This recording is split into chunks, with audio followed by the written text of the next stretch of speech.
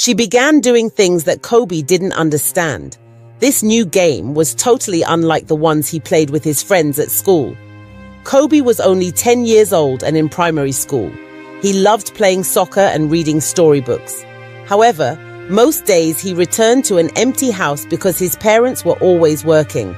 Mr. and Mrs. Omari ran a large shop in the local market.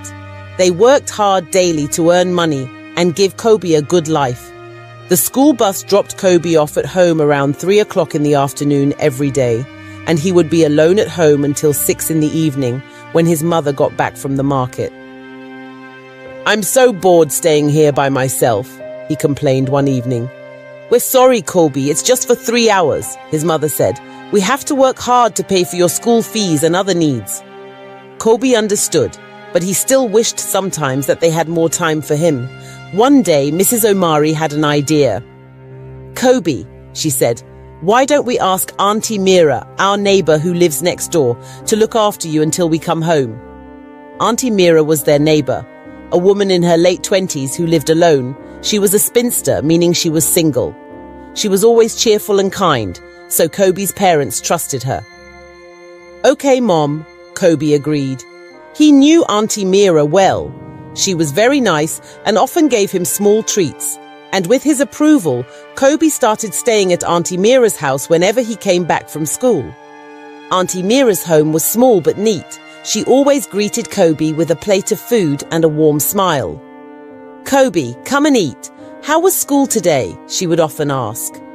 At first, Kobe felt a bit shy. But as time went on, thanks to her jovial personality and sweet stories, he became comfortable. Auntie Mira was exceptionally kind. She would buy cartoons and other fun children's movies for Kobe to watch on her small television. Eventually, she bought for Kobe a Game Boy video game which he loved so much. "Kobe, this is for you," Auntie Miracle said softly, with a warm smile on her face as she handed him the toy for the first time. Kobe was reluctant and shy to collect it at first, but she insisted, stating that, "Kobe, you are the junior brother I never had. I will get anything you want." Kobe thanked her with a heart full of gratitude as he collected the Game Boy. However, from that day, things changed. It all started one Tuesday afternoon after Kobe had returned back from school. While he was with Auntie Mira, she suggested to teach him a new game. "This game is just for both of us, Kobe. Nobody else is allowed to play or know about it," she said softly, almost in a whisper. But Kobe did not understand the game at all. Auntie Mira made him see things and do things way beyond his time.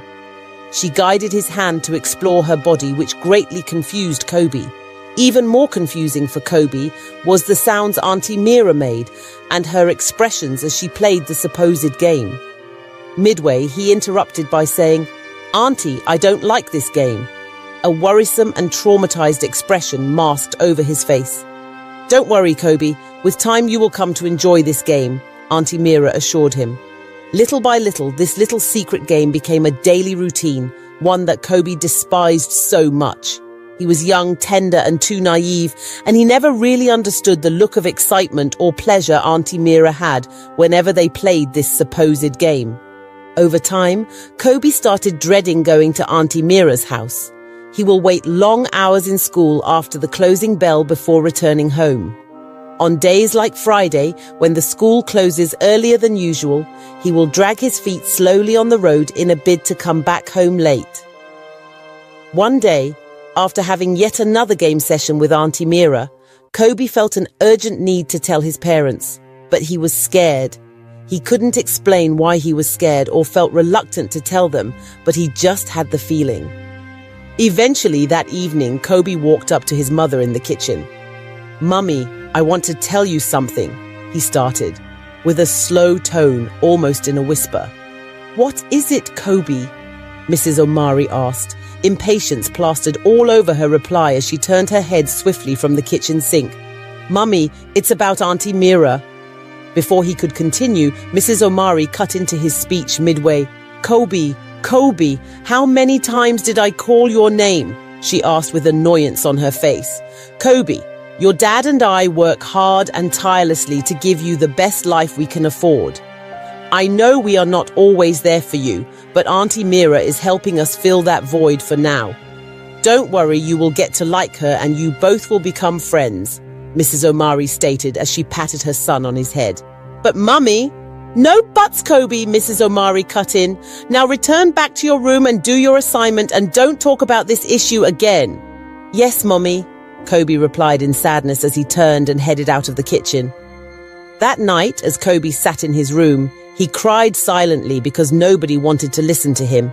He didn't understand what Auntie Mira was doing to him, and now even his own parents did not have the time for him. But little did he know that his troubles were only getting started. The very next morning when Kobe woke up from sleep, he realized that he had urinated on the bed. Kobe was shocked and tense at the same time. He had stopped bedwetting since he was a toddler, and besides, he did not drink excess water the previous night to warrant such. Could this be as a result of the game Auntie Mira plays with me? Kobe thought as he reminisced. Worse still, he could not tell his parents lest his mother will beat him. She was a strict disciplinarian. Anyways, Kobe managed to hide the mattress and change his clothes before anyone else would notice. But this issue of bedwetting persisted and continued for days. His parents were too busy to notice, but Kobe knew that something was wrong. One day after returning from school, Kobe headed straight to Auntie Mira's house as usual. Auntie Mira was glad to see him and greeted him with a plate of rice and juice.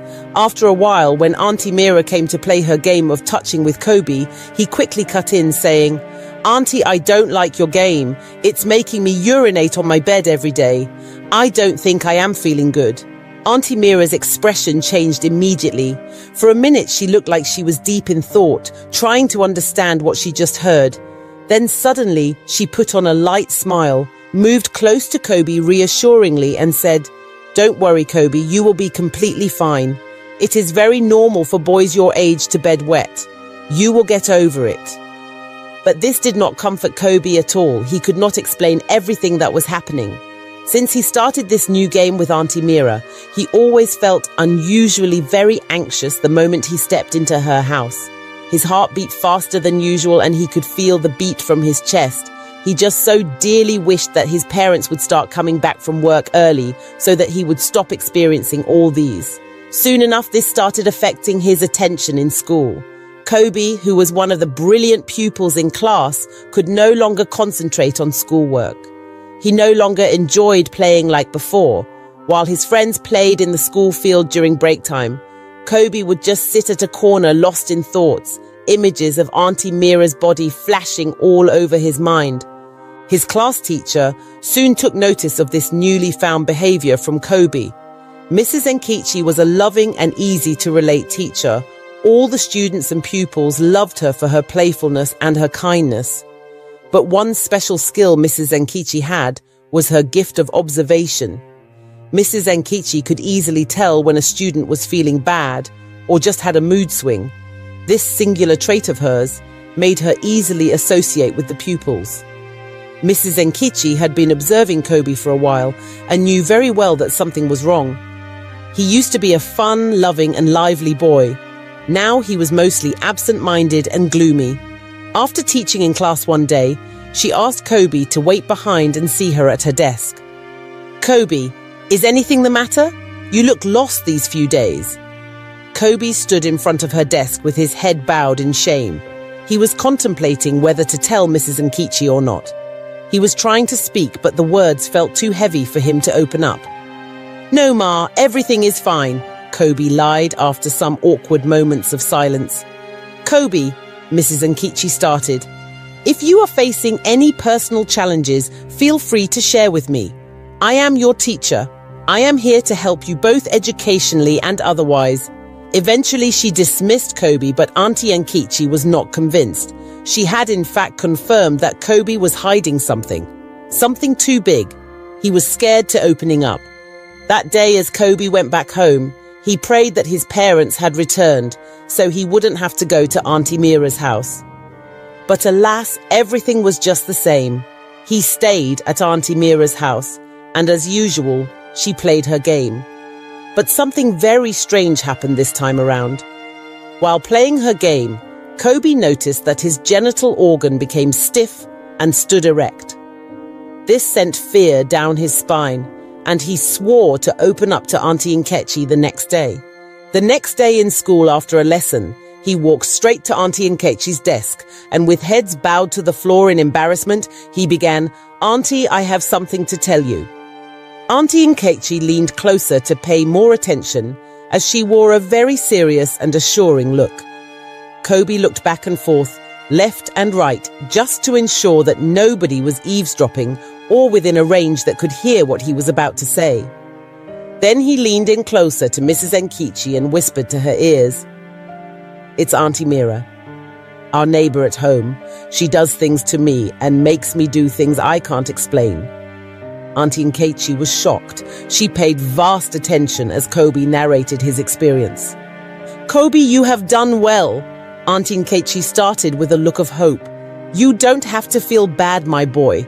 Nobody deserves to go through what you have been through in the hands of Auntie Mira. Don't worry, I will do everything in my power to help you." For the first time in weeks, Kobe felt happy that someone had actually listened to him and was willing to help. On the other hand, he was scared because he didn't know what Auntie Mira's reaction would be when she found out. Auntie Nkechi quickly had a meeting with the headmistress and some of the school board, and they all agreed that indeed the matter was serious and needed to be treated urgently. The school authority summoned Mr. and Mrs. Omari to the school the very next day so as to discuss the new development from Kobe. "Did Kobe get into trouble?" Mrs. Omi asked anxiously as she sat in the headmistress's office looking very impatient. "No, Ma, please have your seat. What we are about to discuss is even far worse," the headmistress stated as she ushered them into her office. "Mr. and Mrs. Kobe, your son has revealed to us some sad incident about your neighbor, Auntie Mira. Kobe said that Auntie Mira touches him every day. Are you aware of this?" "What?" Mr. Omari thundered. He clenched his fist and stood up almost immediately from his seat. Mrs. Omari was shocked to the bone marrow. Mrs. Nkechi, who was also present, narrated the whole ordeal to them, just as she had been told by Kobe. After much deliberation and begging, Mr. Omari finally agreed not to take matters into his own hands, but to involve the necessary agencies involved in such crimes. That day, as school closed, Mrs. Omari came to the school herself to pick up Kobe and take him back home. "Kobe, I am very sorry for not paying attention to you when you wanted to share your struggles with me. I was carried away with work, failing to pay attention to my own flesh and blood. Don't worry, your dad and I have things sorted out. You will feel confident again," she added as a tear crawled down her face. That evening, Auntie Mira received a heavy knock on her door. When she went to check who it was, she was met by the mean faces of 3 policemen dressed in black and holding guns. They were police officers. Mr. Omari had returned with some police escorts accompanied by Mrs. Nkechi and the school head mistress. "Miss Mira, you are under arrest for child molestation," one of the officers stated. "You must be mistaken. You are in the wrong house," Auntie Mira defended as she stood frozen in both fear, confusion and shock. "It is best you remain silent, or anything you say or do will be used against you in the court of law." The same policeman with handcuffs interrupted as arrested Auntie Mira and cuffed her hands. Meanwhile, Kobe was too scared to go outside. He stayed back in his room and watched the entire event unfold from the window in his room. He heaved a huge sigh of relief as he watched Auntie Mira being put in the police van and led out of the compound. From that day henceforth, Kobe's parents started paying more attention to him. They took turns to come pick him from school daily and stay with him at home. At school, Auntie Nkechi kept a close eye on him and assured both him and other students to speak up whenever they were in trouble or needed help from adults. But the bedwetting did not stop yet. The therapist Kobe had been visiting had assured his parents that he would eventually get over it as time went on, and he healed from the trauma slowly. Hi guys, thanks for watching this story. Want a massive shout out in our next upload. Kindly comment on a lesson you learnt from the story and the country you are watching us from. big thanks to you all.